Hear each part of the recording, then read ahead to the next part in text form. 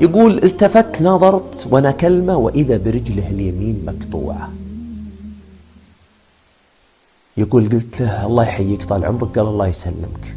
يقول قلت الله يسلمك وش عندك اليوم؟ رجلك هذه المقطوعة فيها مشكلة؟ قال لا ما فيها مشكلة، لكن المشكلة في الرجل الثانية.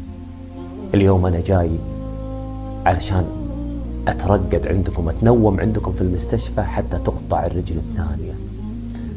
يا ولدي ذبحتني الغرغرينة، ذبحتني الغرغرينة يا ولدي. يقول هو قال ذبحتني الغرغرينة وغرقت عيني بالدموع.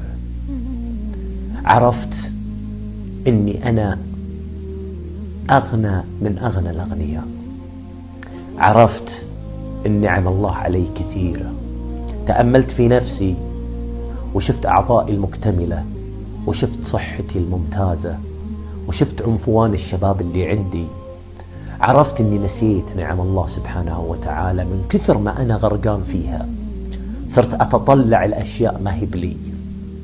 عرفت إن المال ما هو كل شيء، وإن الله سبحانه وتعالى قد يعطيك شيء أعلى وأكبر من المال، اللي هو الرضا والقناعة بما رزقك الله سبحانه وتعالى. يقول الرجال مشى من عندي وهو يبكي، هذا الرجل الغني التاجر. ثم أخذها السواق وركبتهم للمصعد وقلت لهم للدور الفلاني.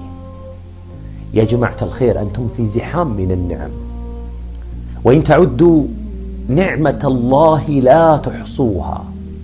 تستطيع العد، والله تستطيع تعد. نعمة البصر، نعمة الكلام، نعمة الصحة، نعمة المشي، نعمة الإخوان، نعمة الأهل، نعمة الماء، نعمة الهواء، لكنك لن تحصي لأن نعم الله عليك كثيرة.